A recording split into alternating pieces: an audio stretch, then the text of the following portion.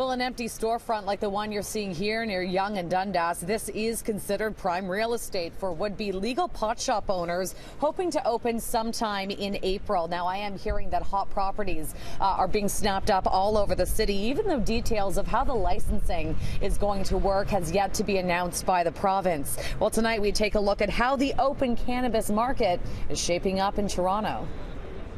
The landlords and leaseholders across Ontario are aware of this situation, and so we're seeing locations be leased for well above what you might consider to be market price. So a little bit of price gouging going on then? A little bit of price gouging, but I guess fair play, why not?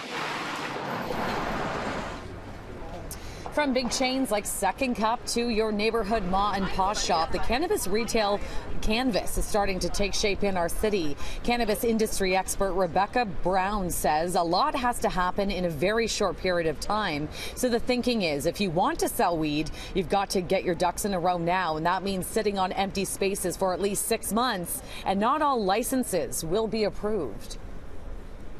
A lot of these entrepreneurs, though, they do have to take a chance. They have to put the money in, and they may not get the return. They may not get all the licenses for all the leases that they've been paying into. Definitely for the smaller players, for any player, for the mid-sized players. Like if you're hoping to have 10 locations, 20 locations, you may wind up with none. You may wind up with 5, and you've still incurred the cost of that lease for that period of time. Yes, I think that cannabis is not for the faint of heart.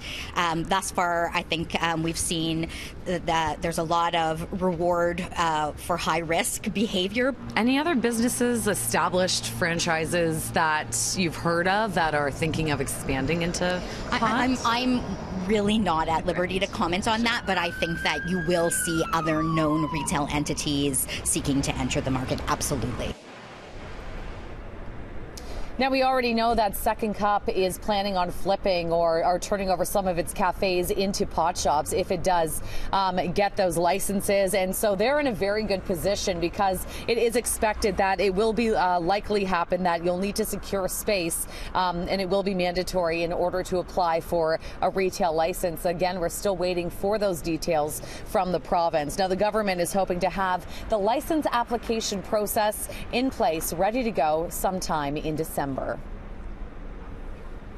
And now the results of our latest poll. This week, we've asked City News viewers whether you are confident that police will be prepared to deal with high driving. An overwhelming 88% said no, 12% said yes. Nearly 600 people texted in their vote.